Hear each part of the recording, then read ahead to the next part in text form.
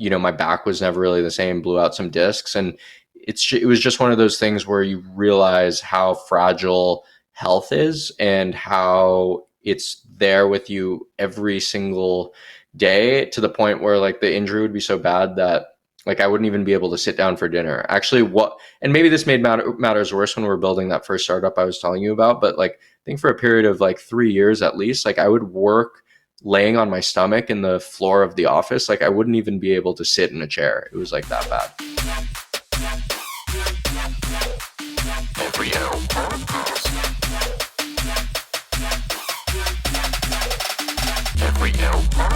Welcome, ladies and gentlemen. I'm your host, Matt Brown, and you're listening to the Every L Podcast. Each episode, we'll have a different guest come on and talk about when life hands you an L, is it really a loss or is it something else? Because not every L is a loss. So sit back, relax, or do whatever you guys do to get comfortable as we get into this. Let's go.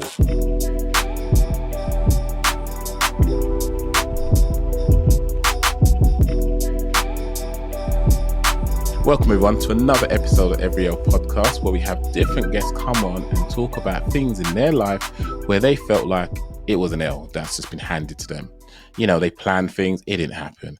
They arranged things so that when certain events took place, this was naturally going to happen, it didn't happen. They were waiting on someone to deliver something, it didn't happen. People get disappointed in life in general. That's a thing. Whether you like to believe it or not, it's not personal. But sometimes when you're in it, it absolutely does feel personal and you can't see the woods from the trees. And I'm not saying that you're wrong for feeling what you're feeling. I'm just saying it's a thing. But hopefully through these fantastic conversations you're going to hear me have with my many guests, you're going to hear that when L's happen to you, or what feels like an L happens to you, it could be something else you're going to gain from it. Now, with all my guests, I don't know what they're going to actually talk about other than what they put down when they say they're going to talk to me. So it's always a little bit exciting to hear in depth what's going on. I have someone who I haven't actually spoken to for a prolonged period of time. However, the brief interactions I've had with him have been actually really insightful. This is probably the closest thing I'm going to have to a sponsored podcast for a while. But this product that I'm currently using and absolutely would so promote to say, go grab it. I promise you, it is saving me so much time. For those of you that don't know, and this is not a plug or anything, this is me being 100% honest with you. You know, I've got 3 kids, twins, and then an older one. So I've got 3 under 4. And I do the podcast myself. But then there's this product called Cast Magic. And it literally lets you upload your file to it, your audio file, whether it be audio or video. And it just has AI doing a transcript for it, which I need. As you know, I put transcripts in all my episodes. And then it has what an introduction looks like, what hashtags are on there, how you can do a LinkedIn post caption, a whole heap of stuff. And it's got a section for you to actually type to the AI chat and actually ask it even more specific questions to what you need it to do. Now, you guys could think I'm cheating. I don't care, right? I want to make this as quality as possible for you guys. I use it to inspire me so that I don't have writer's block when I'm doing certain stuff. I'll have a list of titles that I can run with, or I think of one myself and let's amalgamate the two. But it's one of those things where I'm not about to let my creativity stifle just because I'm being prideful of what I want to do all myself. And that's just not worth it. I'm all about trying to make this accessible to as many people as possible. And if I need to use technology to do that, then so be it. But I came across this product, came across Blaine, who's a co-founder of it, and I just love what he's doing. I love how he's just able to take the feedback on, just let it grow and grow and grow. And I've got a few friends who are into podcasting and they've enjoyed it too. So feel free, guys, if you want to jump onto it, there will be a link in the show notes. So have a look at it, or the description if it's on YouTube. As I said to you, this is the closest thing you're going to get to a sponsored podcast episode. But it is something I really do like. And Blaine's just sound like a sound guy. He's just someone I've been able to talk to. He's had no qualms. We've just hit it off. He's willing to take feedback. He's willing to grow, give explanations. And you rarely come across people like that, because a lot of people seem to be just all about themselves and what they can get out of things. It's take, and give very little away unless you're going to charge them. But Blaine's not like that. And I like that about him. So what him and his team are doing is great stuff. Go grab it. Check it out. You can get one episode done for free. And there's endless possibilities with this. So go give it a check out if you want to. If not, no harm, no foul. But yes, I have Blaine here, who I'm excited to talk to because someone in his position doing what he does, it would be interesting to hear what he's going to share. But before we get into it, I'm going to let Blaine introduce himself as he sees fit. Blaine, how you doing? What's up, Matt? Well, thank you so much for having me on the pod. I think, well, one, fantastic introduction, but I also think it is kind of funny how we got to know each other and how I'm even here on the pod. We got to basically know each other through the app that I built and, through all our conversations directly through the chat and the Slack community and everything. So I'm super pumped to be here. But a quick little background about myself. I'm a startup founder based in Miami in the US. I've been in entrepreneurship for like 10 years now. This Cast Magic is my third company that I've started building, and it's been a ton of fun so far. We just started building it recently, and Matt, you have the privilege of being, I think you were like one of our literal first customers in the door. Literal the first feedback that we got was like, who's this guy Matt? So anyway, quick background about me, and yeah, thanks again for having me on the show. You're welcome. Thanks for coming on. So, as you hear from Blaine, I'll be honest with you, right? You guys can't see him. This guy's got a baby face. So, for him to be doing this for 10 years, I'm just thinking he just came straight out of the womb and he started off doing some entrepreneur stuff. Like, mum and dad were like, yo, you got to start contributing towards a house. So, get going, son. And they're like, all right, cool, let's do it. So, Boss Baby, as far as I'm aware, is based off a true story, Blaine's. So, Blaine's put on here a couple of things he wants to discuss. The first one being success/failure of VC backed company, VC being venture capital, right? Sure. Yeah.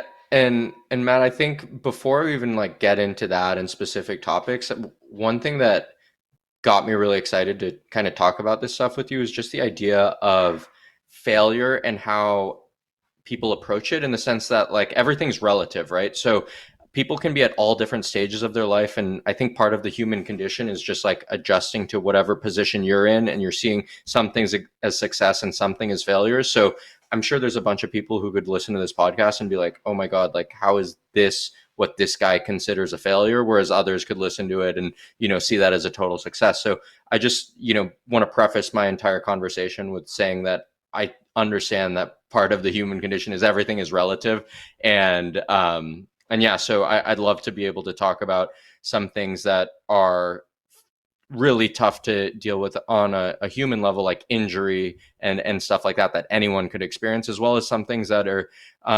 success/failure, what looks like success but is also a failure, and how maybe you want to get more out of things. So yeah, that's kind of how I'd like to lay the groundwork.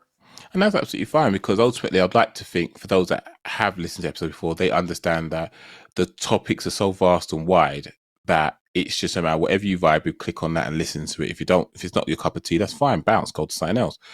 But ultimately, success, failure is all subjective. It's all about personal perception. It's all about what you're trying to achieve. If you just stumbled into it and you're happy with it, sound. If you're not, then do something different. But ultimately, this is your truth. This is how you feel, and there's no harm, shame, or anything like that that's going to be passed against you, because ultimately this is where you're coming from. And what I find it interesting is that there are going to be people that sort of vibe with what you're saying, and it's a matter of you're telling your truth and saying, I was in this position, this is how I felt.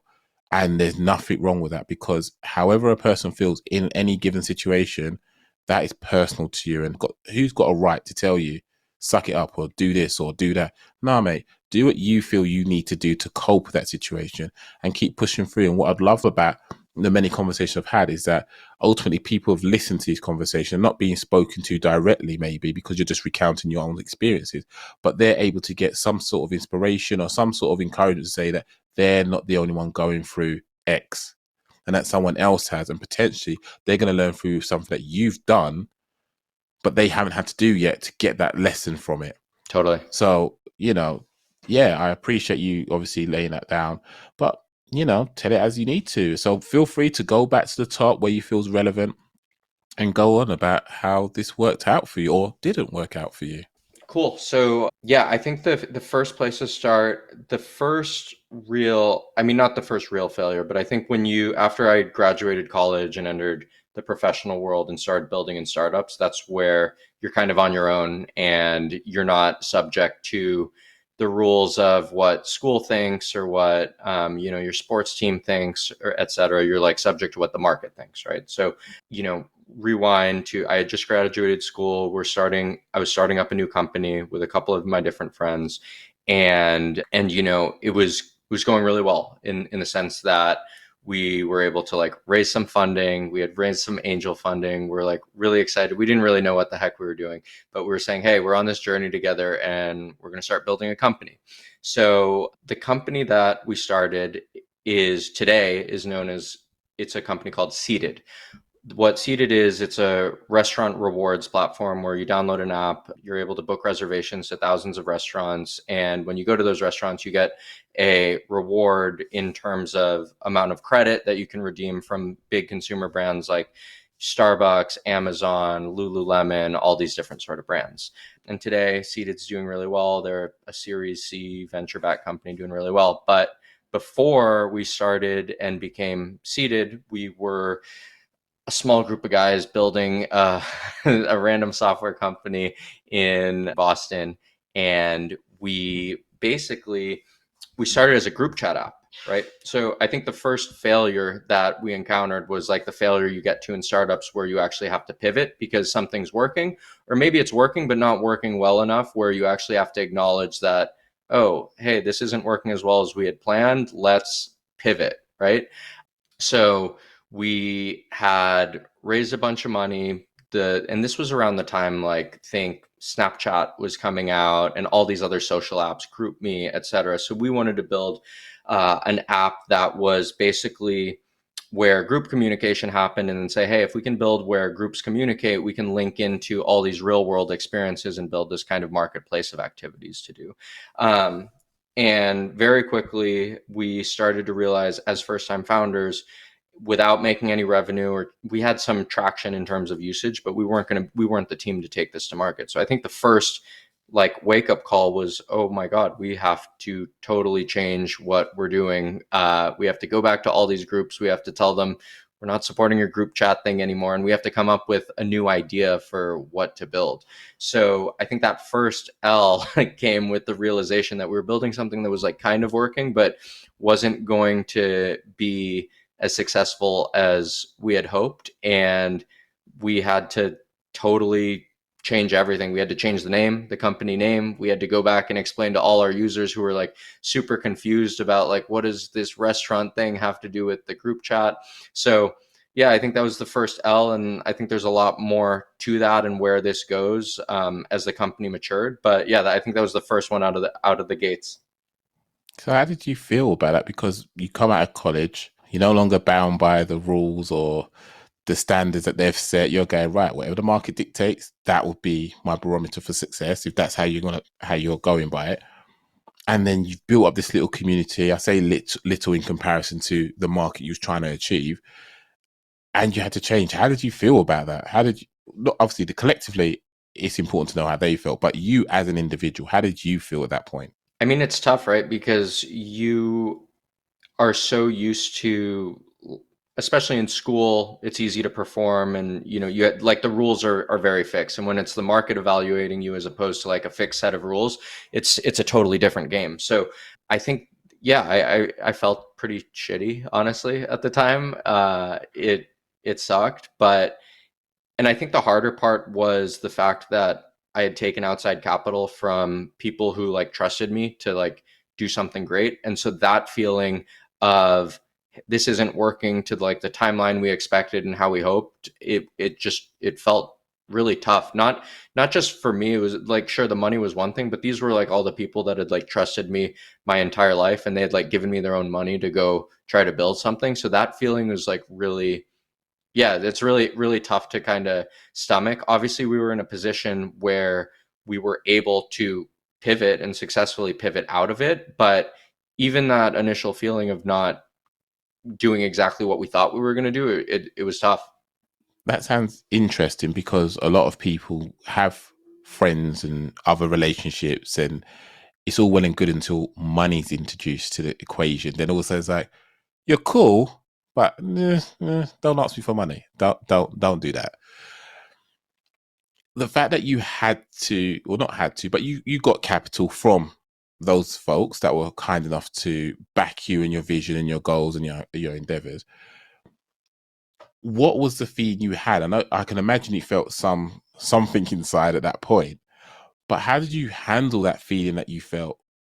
And did it impact you in terms of how you performed with your goals? Because I know personally that I'm a creative person. I guess I've always been that way.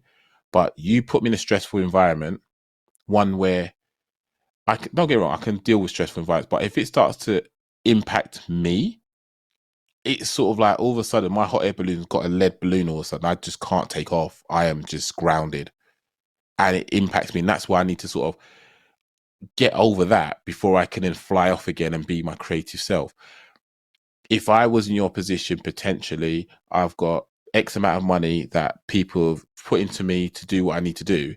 That might then stifle my creativity from being able to find out how can I pivot and successfully do that to then return the money back to them and do whatever I need to do as promised. But how did you do that? How did you deal? And did it impact you in any way, shape, or form?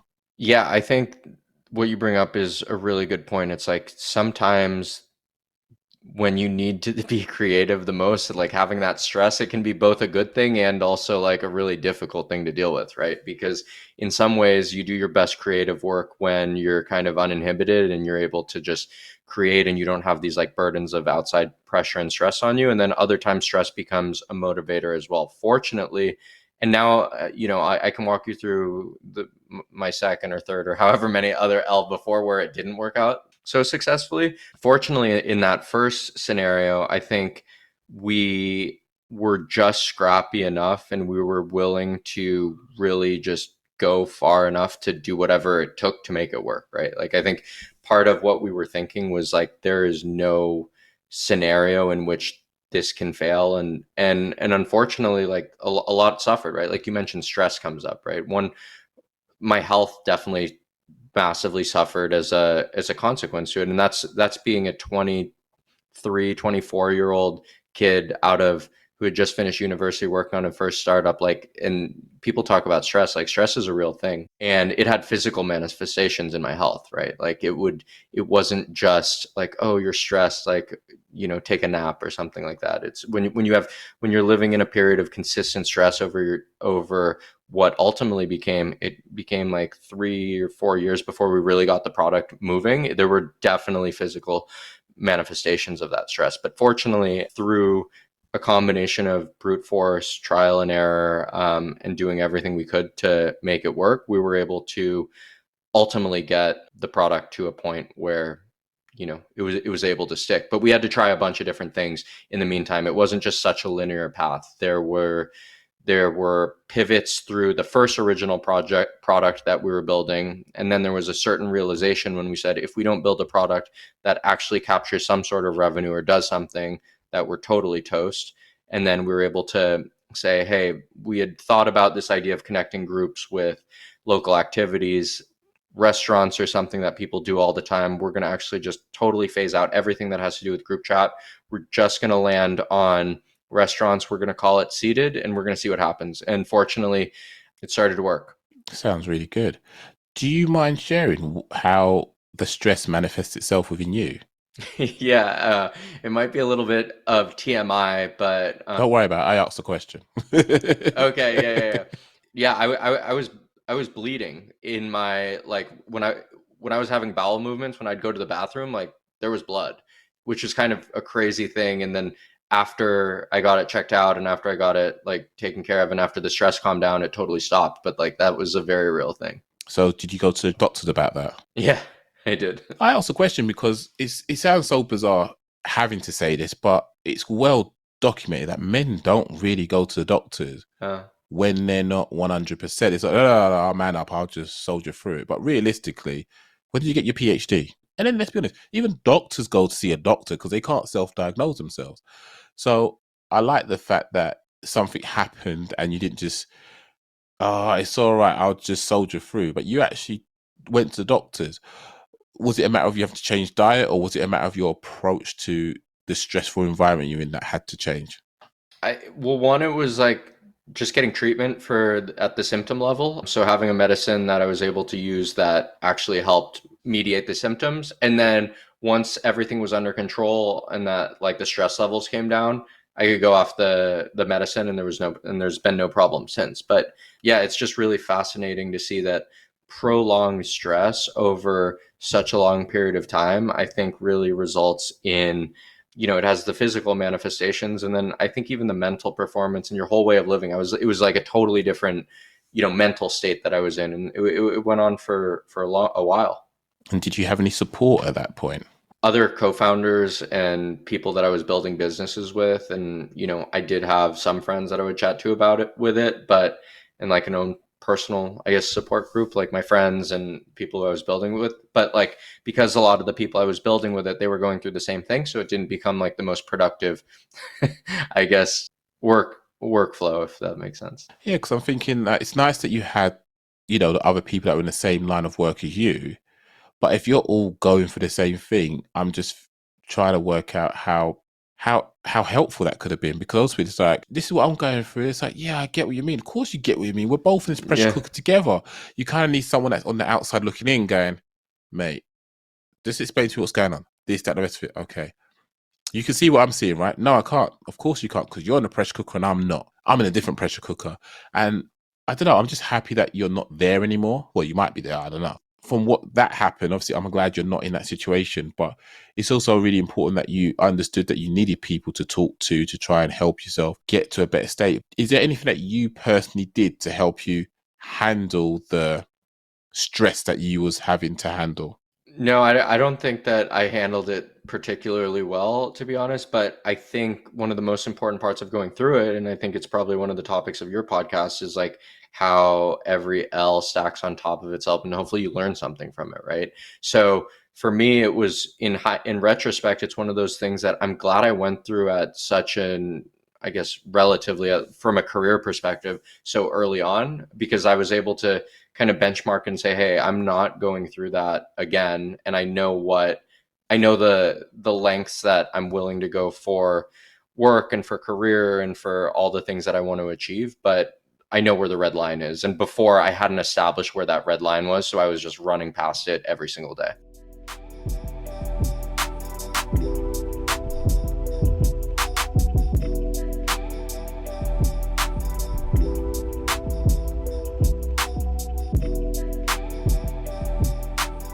Glad you got something from it, because that just sounds brutal on so many levels. Don't get you wrong, the rewards are probably so sweet, but I guess that's why a lot of people are not as successful as they could be. And I say success, obviously it's subjective, because they're not willing to go through the hard graft to get that.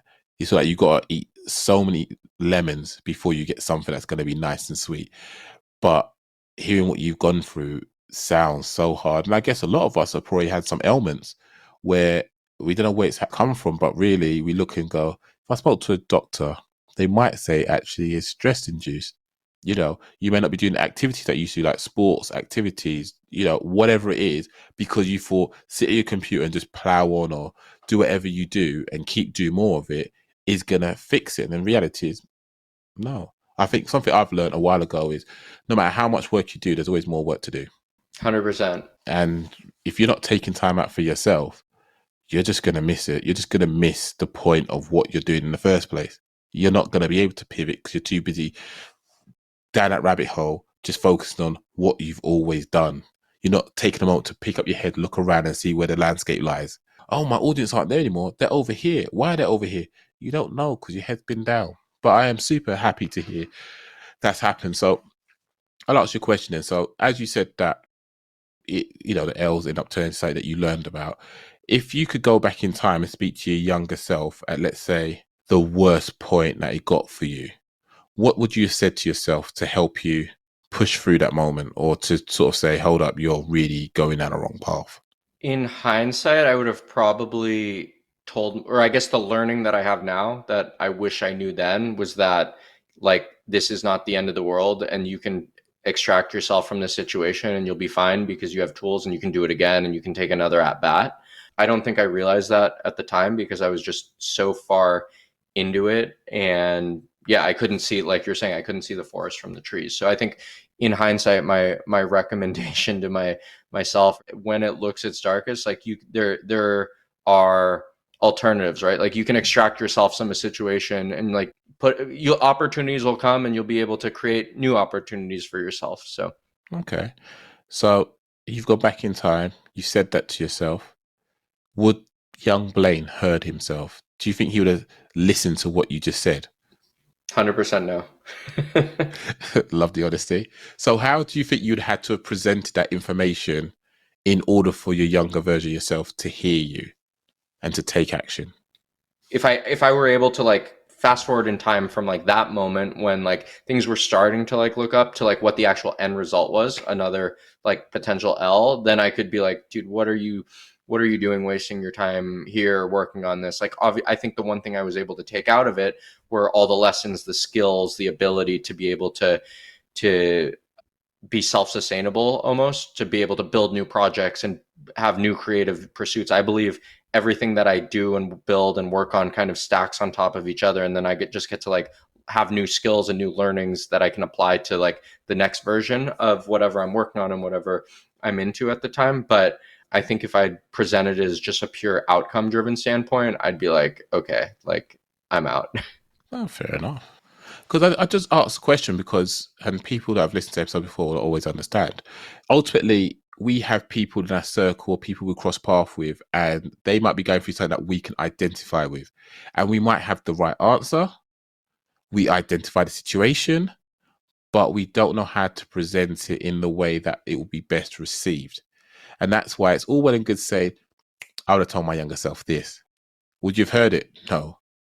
Okay, so I would have probably had to have what sat myself down and said, "Yo, Matt, you need to do this because of X, Y, and Z, or whatever it is." And that's why I always find those questions important because ultimately it's all well and good having the knowledge, but how do you present that to yourself? What consideration do you have to take on board in order to make sure that you're giving that person, that version of yourself, the best opportunity to say, "All right, cool. I need to pivot in my life, in my behavior, my disciplines, so that I can get to where I want to get to."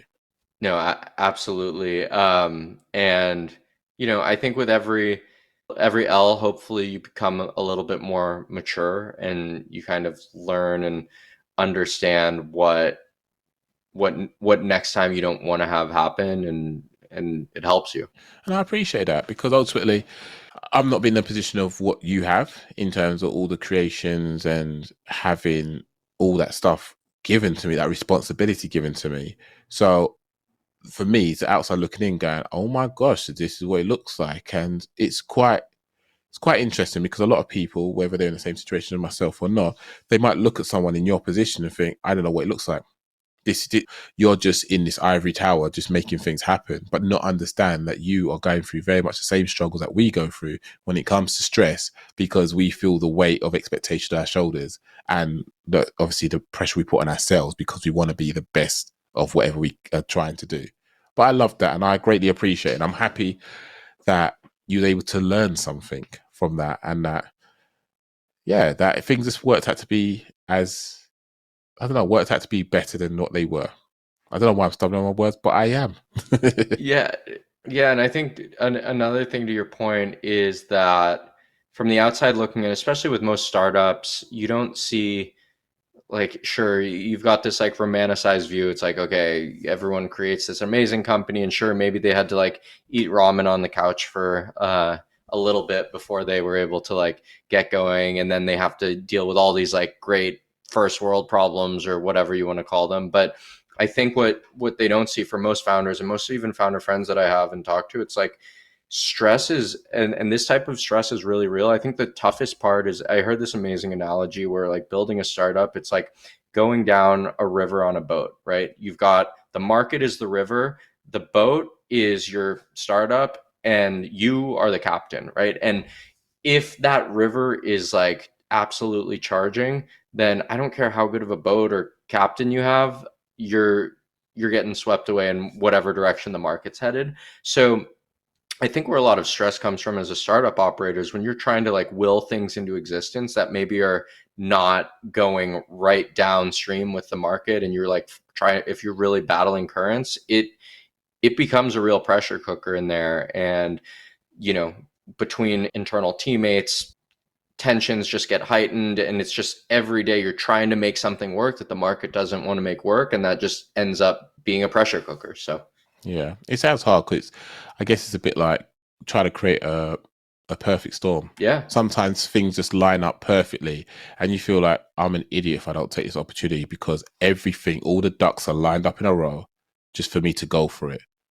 And then sometimes you might say, nah, I'm going to do this instead. And later on down the line, you're trying to recreate that perfect storm. And it's so much harder to do it because the market's different, people in different headspaces, interest rates, business ventures, all of that are not where you need them to be. However, so much time ago, they were there and you said, nah. Yeah, it's hard. And I think I remember hearing someone say, and I did like it when they said, well, it's taking me 10 years to be an overnight success.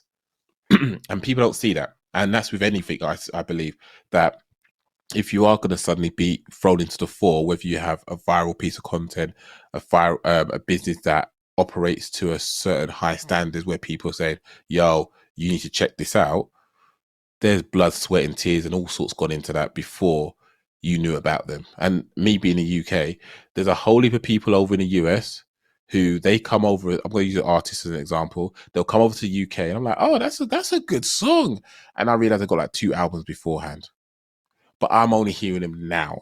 But they've done the hard work. They've toured. They've done all sorts. Probably gone a good solid 5 years without any money, and now I'm hearing it. So yeah, it's interesting hearing someone who's actually living that life or have lived that life sort of share what it looks like and know that you're just trying to live your dream like we're trying to live our dream. The difference is you're doing it through startups and other people maybe do it through different mediums, whether it be an employee or entrepreneur. definitely.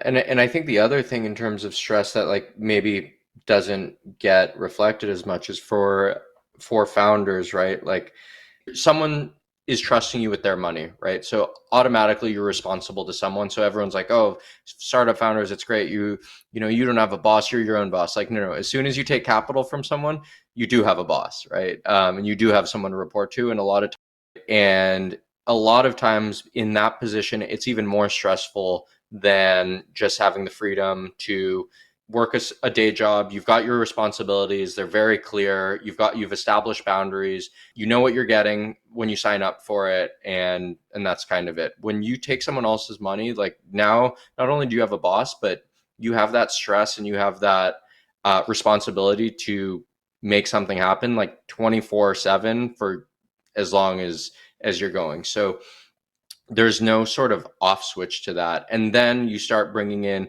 the other things to the fold, like you start hiring team members and employees. You start having different co-founders or partners that you're working with, and maybe things aren't going well. Maybe you have disputes with them, and you're managing people. And there's like just a million things coming at you from every different angle, and on top of all of that, right, some businesses succeed, which is great, and those outcomes are written about and everyone hears about like the successes, but a lot of those ventures fail, and that's like that's real stress that a lot of entrepreneurs and founders are going through, where their business isn't going well, they're not making money, they're not making, I mean, a lot of times, like I would look at it when, if business isn't going well, it's like, what am I doing here, right? Like I could be making a decent salary working in tech at some other company, but like I'm taking on all this stress, I'm taking all this responsibility, and like for what, right? So I do think that there is a massive opportunity for upside for a lot of like people who are like building startups, and like you see all these successes that are written about, but like it's also not so glamorous if things don't totally go your way. So glass half empty, glass half full, right? True. Question for you: how do you manage your mental well-being? Because it sounds like you've got a lot of pressure on, and a lot of it requires discipline. Because yeah, you don't have a physical boss per se, because you are that boss. But again, like you said, you've taken money from someone, so straight away you've got a boss. How do you manage the day-to-day stresses of just operating a startup business? Yeah, so I think that's a really good question, and probably some of it is reflected in the way we're actually building Cast Magic, right? So right now, Cast Magic is totally self-funded slash bootstrapped, right? So rather than having VC partners or any other partners, like it basically started with me, and I know how to build different products, design, do marketing, growth, all that sort of stuff, and a partner that is a absolute coding whiz, right? So funny enough, he comes from a similar background where he's gone the VC route as well, but we both linked up and we're like, hey, we have the skill sets that it takes to build this sort of product. Why don't we build it without bringing in outside capital into the fold, and let's see what happens, right? Let's build a product that's compelling for the market, where the only people we have to be responsible to are our customers and ourselves. And it's been really refreshing. But that obviously doesn't change necessarily the day to day. You have so much stuff that you want to build, everything that you want to get done on a daily basis. But I think in terms of how we're thinking about it, it changes the bar for what success looks like, right? In the venture world, it's a zero sum game where you're either a unicorn $1 billion company or you are worth nothing, right? Like there's very little in between. Whereas here we're saying, you know, why don't we just build what feels right for the market that we're in and the customers that we have, and build it as fast as we can with the resources we have, and hopefully that does a little bit in terms of providing us with you know a reasonable work-life balance, in the sense that success and failure aren't so binary. So you've just basically removed having too many components to it in the first instance and managing what you can manage. And if you need to offset anything, then so be it. Is that right? Yeah, yeah, absolutely. I think, like you said, it's just another variable, right? When you introduce outside funding into a business, a lot of your time in the business is now you're not just thinking about your customers, and you're not just thinking about yourself and your employees. You're also thinking about your other financial partners who are sitting at the table with you. And again, that's not to say that we won't eventually be in a position to be there, but we felt like we didn't need to put any undue stress on the business this early and introduce that, where I can spend all my time now worried about my customers like you, and I can spend time talking with you instead of talking to other people and convincing them why investing in me and Cast Magic is a great idea. And then, spending time reporting on them, well, here's the state of your investment. So that's just kind of a quick little breakdown of that. Fair enough. No, I appreciate it. So let's go on to your second L. So the second L you want to talk about is back injury at a young age. Yeah. So I'm thinking you guys play American football over there. I'm thinking it's something like that, because baseball, ice hockey potentially. But I'm thinking American football's where that happened. Am I right? Am I wrong? Well, I mean, I'm very flattered that you would think that of me. I'm a little too skinny for American football. I was a track and field athlete all through high school and college, and I was a high jumper, triple jumper, long jumper, and all these things are pretty take a physical toll on your body. And when you're young, like, you're all about it. And as you start to like get a little bit older, you're like, oh my God, those are really, really, really high impact sort of maneuvers that I was like doing on a really daily basis. So ultimately it caught up with me. And yeah, I think it was like sophomore year in college, I had an accident, and my back was never really the same, blew out some discs. And it was just one of those things where you realize how fragile health is, and how it's there with you every single day, to the point where like the injury would be so bad that like I wouldn't even be able to sit down for dinner. Actually, and maybe this made matters worse when we were building that first startup I was telling you about, but like I think for a period of like 3 years at least, like I would work laying on my stomach in the floor of the office. Like I wouldn't even be able to sit in a chair. It was like that bad. So yeah, that was definitely an L. And yeah, I guess that's like the definition of an L. And I'm glad I'm past it, to the point where I'm like totally mobile and athletic and confident now. But yeah, it was really tough. So can I ask, what was it that you did that did your disc? I take it as like your disc in your back. Yeah, so I was in a car crash. I was involved in a car crash. It wasn't a crazy car crash. It was just enough to like aggravate things a little bit. And then from there, it was just a sequence of small events, like a series of events. I can think of like 10 off the top of my head where I would do something little and then it would like maybe do a like little micro tear to the disc or something, and then it would put me in bed for like a day. And then the next time I'd do something else, like I was deadlifting one time and boom, then I'm in bed for a week. And then golfing one time, went down to pick up like a tee off the ground, boom, in bed for a month. So like it was just a series of things that all kind of emanated from probably a little too much impact like throughout my like youth and in athletic career, and then like a car crash started the whole chain of reactions, if you will. Well, I'm happy to hear that you're okay from the car crash because that's not nice at all. But after you had the car crash and you went to the doctors, did they not tell you about you might not be able to do as much as you used to do athletically? Yeah, car crash, that was the end of my collegiate athletic career. It was okay. It was like in hindsight, it allowed me to spend more time working on other creative pursuits that I equally enjoyed to track and field and athletics. But yeah, I definitely knew that I had to cut down and I did cut down. I just think that your health, right? Like once things start to go, sometimes they compound on top of each other. And that was one of the things where, as soon as it started to go, it was like I could never get back to I was never going to get back to like where I was before the injuries, but I couldn't even get myself to like a comfortable place where I'd be, just happy to kind of live my life.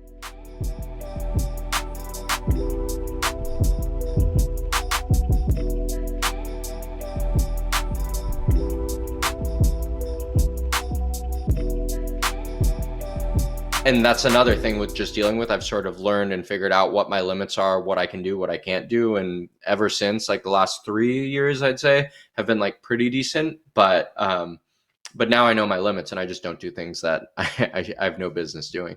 That's interesting. So you was really into athletics before, wasn't you? Before the car Yeah, accident. definitely. How did you feel knowing that that was no longer viable for you after that car crash? Well, I couldn't, I think part of it and probably part of the reason I understood it, but I didn't like fully internalize it, if that makes sense. So I'd be like, yeah, I'm not on the track team anymore, but I'd still, if I found myself in a situation like my brain still thought I could do things that my body like wasn't really capable of doing anymore. So I think like a good example of it was I mentioned the accident when I was like golfing, but my brain probably thought I could swing a golf club like I used to before the injury, and like clearly that wasn't the case. And then boom, you hear the pop in your back, and you're like, okay, can't do that, and now you're in bed for a month, and then you kind of learn after that happens enough times. Wow. Because I'm thinking, like, way back when I was in school, I used to have athletics and whatnot. And the thought of me not being able to do something that I was so passionate about so abruptly, I thinking about it now, I think it would have spun me. I think I would have just been like, what? No, I've been in such disbelief, thinking, no, this is what I want to do. Why can't I do it? And this is gonna sound so stupid, but I'm being at 100 with everybody. When I have a slushy and I get a brain freeze, I promise you, I go back and think about all the steps I took that led me to that decision to buy that stupid slushy and slurp it the way I did, that caused me to have the brain freeze that I've got. If I was in your position, I'm thinking I would then go, why the hell did I get in this car? Why did I have to go to this place I never reached? All of that stuff would have probably played on my mind. Because I'm that type of person, did you experience any of that? Or was it just, it is what it is, let me just get on with it as best I can? No, definitely a little bit. Kind of some part being like, why the hell did you have to do that? But then at a certain point, you're kind of just like, all right, well, the the milk is spilled. Like, what do we do now? And yeah, so I think regret's definitely a big part of it for a while. But then at a certain point, you have to kind of come to terms with it and be like, well, there's no going back and fixing it. So like, what do we do from here? But then the fact that you still did a number of things where you aggravated your back. So what I'd say there is I did a number of things, but they were all like different, right? So it wasn't like I hurt my back with like the golf swing and then I did that again because like no, I learned that lesson. I took that L and I learned that lesson. So it was more like I would do other things that I didn't think were gonna catch up to me and get me, and then they would. So Okay, so that's easier to understand. Didn't know if it was just you sort of acted out in rebellion, just going, no, mate, I'm doing what I want to do. So in that regards, did you have any support to help you process this, to help you adjust to it? Because I'd imagine after the car accident, you bedridden for a while? yeah, for a little bit. Yeah, I think from a and it's just so funny to like look back in hindsight because my dad, he also had a bad back and he's a surgeon and so he knows this better than anyone. So he was kind of the one who would always like help me through it. And but the funny part was that before that, I mean, he was like telling me, he's like, you shouldn't be doing track, you shouldn't be doing this, you shouldn't be doing that. And obviously, like, you don't you don't learn. I feel like, well, maybe not you, but like I didn't learn until I made those mess ups myself. Like no matter how many times he would tell me, he'd be like, "You don't want back pain. Trust me, you don't want to have to deal with back pain. You don't want to do this. You don't want to do that." And I'm like, "Yeah, yeah, yeah. Okay, I hear you. I hear you." But in hindsight, again, I feel like that's why sometimes you just kind of need to take the L's and learn the lessons for yourself because there's nothing like learning a lesson for yourself. To be fair, you said that. It reminded me of this phrase that they say in my parents' country, which is Jamaica for those that are interested. And it's, if you don't hear, you feel. That is not meant in a way that I'm going to present it to you, but it was more meant of, if I'm calling you and you don't listen, I'm going to hit you or I'm going to discipline you. That's how they meant it.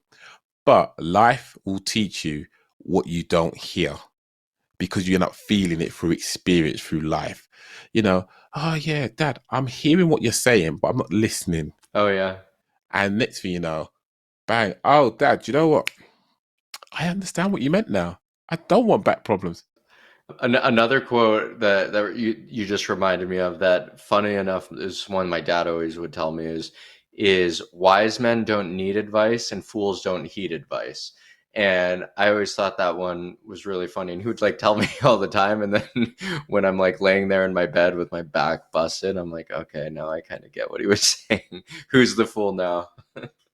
It's good that you had that relationship with your dad, that he was able to sort of steer you away from what he's had to endure himself.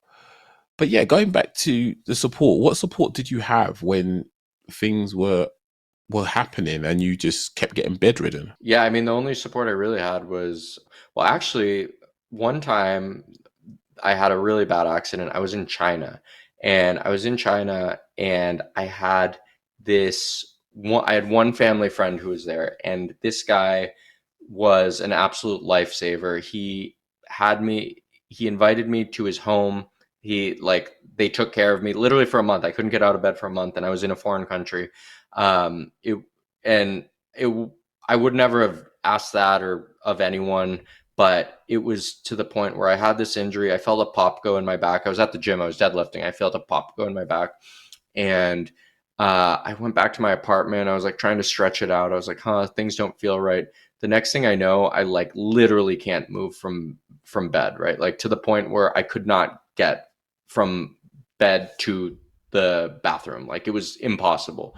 Um, and I contacted this guy and he took me into his home for a month, like helped me out. It was just so amazing. And you know talking about support, that's like the type of support where you'll never forget something like that because it was just I would have been totally screwed if I didn't have someone like that to help me out. So that was really cool. That's good. And it's nice that you wasn't afraid to accept the help, because some people are ashamed to ask for help Hmm. and some people are even more ashamed to accept the help. Yep. But it's nice to know that you wasn't in that place where you felt too ashamed or whatever feeling it could be that didn't allow you to accept the help that was on offer for you. So that's really encouraging. And it's really nice to hear. Yeah, And I think that's a good point you make about like accepting help, right? Like sometimes it can feel a little bit awkward or whatever it is, but I think when it comes from like a really good place and when you actually need it, accept it and appreciate it, and that person will be happy to help you, and you'll be grateful for that person for the rest of your life. So yeah, I think that your point about accepting help and knowing when you need something and knowing when to ask and being grateful for it, it's really important. Is there a point where you regret what you've been through? I feel like it's probably easier for me to say now that I'm like not in so much pain. If my pain was really acting up, you'd probably have a different answer. So I'm gonna try to like remember what I feel like when I'm in that situation and now to make it. Yeah, I think if I'm talking to you from right now where I'm not having any pain in my back, I'm gonna be like, no, I'm like I don't regret anything. But no, I think I do. I don't want to forget what that injury feels like, because yeah, I do definitely regret a bunch of the stuff because it really really really really puts you in a tough place. I can only imagine. Like regret.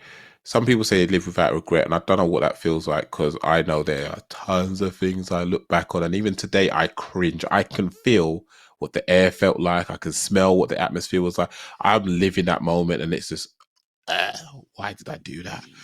Horrible. 100%. Yeah, I think that's such a good point. I like to live. I like the idea of living with no regret and saying that every moment took me here. But I think some level of regret is only natural. I think everyone screws up every day, right? Like no one's perfect all the time, and I think what you want to get to is a point where regret just doesn't consume you, and you can understand it, you can acknowledge it, and know it's not really changing. But I don't think regret in of itself is necessarily a problem. I think it's probably a tool that you could learn from and be like, oh, that was so stupid, but I won't do that again. Yeah. I guess it's similar to you how, yes, things kept happening with your back, but it wasn't you doing the same thing over and over again. It was different activities or different things you was doing that allow you to go, okay, I'm learning my parameters in which I'm able to operate within. So I think that's interesting. So if we again go back to when you're younger and you're at your worst point regarding the pain you're going through. And I know thankfully you're in a good place right now, you're not feeling any pain. But when you was not happy, what would you have told yourself to help you to just not to lose hope? Probably something like, this is a learning experience for you. Know what you need, like just take it, so next time when you are better, like it'll pass, and when you are better and you understand what your new normal looks like, just do a better job of whatever it is you need. So for example, in the case of a back, like there's a certain level of like maintenance, call it, that you need to do on a daily basis, whether it's stretching, core strengthening, flexibility, etc., to like live and create healthy habits for your back. So I'd kind of just tell myself to make sure that when things aren't so painful and obviously painful, just make sure you're staying on top of what the maintenance required to like put in the work so you don't have to deal with that again. It's really good. And again, would you have heard yourself if you said it like that? Probably not, and I know I wouldn't. But now, again, when you go through them in enough time, now you'll start to listen. Well, I know you wouldn't. I just want to see if you could say it because your dad told you several times. Yeah, So, how do you think you would have had to have said it to yourself to sort of go, just make sure you remain, what, I guess, disciplined? yeah. I think it's discipline, right? And prioritization and discipline, because I think what you were talking about before, it's like there's only so many hours in the day. Everyone's doing a million different things, and how do you prioritize the right things, and how do those things fall into your priority schema or whatever you want to call it? And yeah, I don't know how I would have convinced myself, to be honest. Maybe a visual or a picture, or just a reminder of like how bad that stuff feels would probably go a long way. And I think it's also prescient. We're talking about the back stuff. I had dinner with um, actually a new acquaintance on like last Thursday. We went out for dinner to this restaurant, and this guy shows up who's like friend of a friend, and he's in like massive back pain. And I was just like, oh my god, like I have been there. He like he like gave me the whole story, and it was like exactly like what happened to me. And I'm like, oh man, like I feel for you. I've been there. And even when I was trying to like tell him like, hey, I've been there, here's what you want to do, I could see the words kind of just like kind of going over his head, and Yeah. him being like, yeah, okay.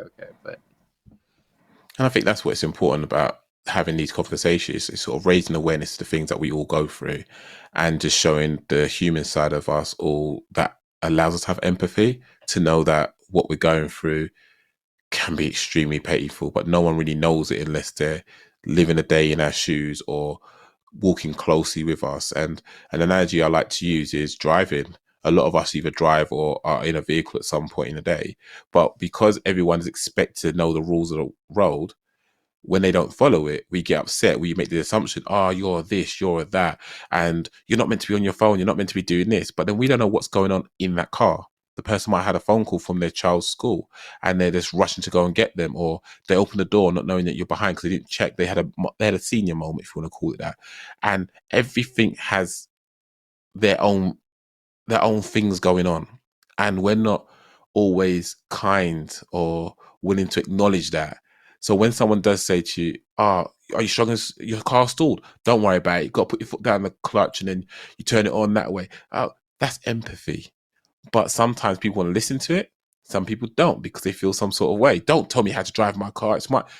All right, cool. So that guy who had the back pain, you had instant empathy with him. But then you probably, and I'm sorry for assuming here, but you probably felt like your dad talking to yourself when you was younger, going, "Oh, you want to make sure you do this." You're watching, going, "That's exactly how I looked. 100%. Exactly how I looked." You called it. You called it. But it was actually probably good for me to go through that, seeing that guy and seeing again the words kind of go over his head, because that's just a reminder to yourself that, or to myself, that hey, if this happens again, like you really need to be on top of it, because you're not even going to listen to yourself almost. So it's like you really have to, if you feel a certain way, you really have to like double down on it. No, I appreciate that. So you're saying that L was just another lesson? Yeah, that was a big lesson. I think that's a lesson that stays with me all the time. But there's also, those are two big L's, I guess, that are more, hopefully a little bit more relatable, in the sense that people get injured frequently and have health things that everyone's dealing with, and people have business and work stuff that they're dealing with. But I think from I just think the way I like to think about L's are like, I've got them every day on various different scales, and every time you can take one of those and use it as like a learning experience, or help you inform something that you're going to do in the future, it becomes like really productive, and it just makes for a better, easier, simpler sort of existence. So yeah, I'm all about taking some L's every once in a while. Mate, I'm there with you, because sometimes trying to be 100% of the time is exhausting. I'll probably last 4 hours, if even that, and I'm spent, can't do anymore, because it's just how you meant to deliver the perfect line, the perfect phrase, the perfect. I'm done. I'm done. Too much. Something's not gonna work, and then that's me not being perfect. So it's a lot, but I do appreciate you jumping on, and I just love the fact that listening to you share about the startups, how things were, the different pressures you've had. I think it's very underestimated how much that resonates with a lot of people that may not be in that same capacity. Because at work, if you're really passionate about your job and you're working under a boss that isn't maybe the best type of boss, they're not a leader, you can feel like you've got all this pressure, you're doing the best you can, but there's no real traction. It's just frustrating. And then you've got these other people under you who you're getting all this stuff dropped on you saying, make your team do this, and you're trying to make them do it, but you can't justify it because you're not the person that's allowed to be able to justify it. You're just told in the nicest possible way, when I say jump, just say how high and just do it, please. Just don't argue. And it can be a lot of stress. But yes, they feel like they got all the perks and it's an easier life per se, but it's still a pressure. And the stress could have manifested in the way that yours had manifested. But it's nice to know that you are still human. You are still going through your doing. And a lot of the time, people that are self-employed, they become self-employed not to work a 40-hour a week job. Ironically, they work a lot more than 40 hours a week to get that freedom. And I say freedom with quotation marks because reality is, are you ever free from a passion that you're doing? No, because you're it's like a drug. It's in your arm. You're constantly trying to get the high off that passion you're doing. And it's just beautiful. And obviously it's unfortunate with your back and what's happened, but you are a human like everyone else. Everyone is a human in this situation. And it's so nice and refreshing to have conversation with people like this who you think are in their ivory towers that you would never, ever maybe hear from them and realize they're probably wearing jogging bottoms and a t-shirt like me. And they go through the same things I do. And they're still worried about the same things I'm worried about. And it's just super refreshing. So I greatly appreciate you jumping on. What I'm going to ask you to do for the next 2 minutes, use that time to selfishly plug you, whatever you got on, and where people can reach you. Awesome. Well, so what we're working on now, I think we alluded it to a little bit before, is Cast Magic. So AI has come out and it's a really transformative technology. It enables people like me, like anyone else who's building software tools, to just be really, really productive. So we found a really cool use case for podcasts and voice, basically turning voice and podcasts and audio into long form content. So we're building out that startup. It's called Cast Magic, and where you can connect with me personally, I'm on Twitter at bbolus4, got an Instagram at splashes of sun, and yeah, and I'm on LinkedIn as well. So Blaine Bolus.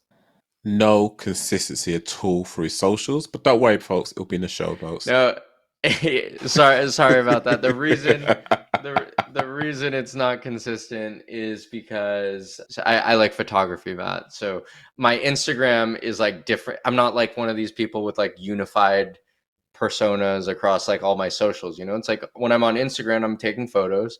When I'm on LinkedIn, I'm like doing my professional thing. And when I'm on Twitter, I don't like to do Twitter too much, but I've got one. So That's absolutely fine. But I say what I say before, which is I appreciate you jumping on, taking the time. I know you're super busy because I keep you busy. You do. And for all the right reasons. I love that. For all the right No, reasons. I love it. I love the fact that you're in our Slack community and you can like message me and I've got you there on speed dial. So I love that. Yeah, no, I appreciate it because it's nice. And I'm always one of those people that if I like something or I like a person, I'll back them. I'll do what I can do. Because why am I trying to hold things to myself? Because when I'm dead and gone, what then? So I might also help better something that you like, and then hopefully other people can benefit from. But guys, girls, however you identify, links will be in the show notes if you do want to check out Cast Magic, or in the description if you listen to this on YouTube. I'd hope you guys got something from this because ultimately this just shows you that we are all human. You prick us, we will bleed red unless someone's had way too much energy drink. I don't know. But ultimately it's a matter of being perfect 100% of the time is not possible. And why would you want to be perfect? If you're perfect, you can't relate to anybody because it's just not a thing.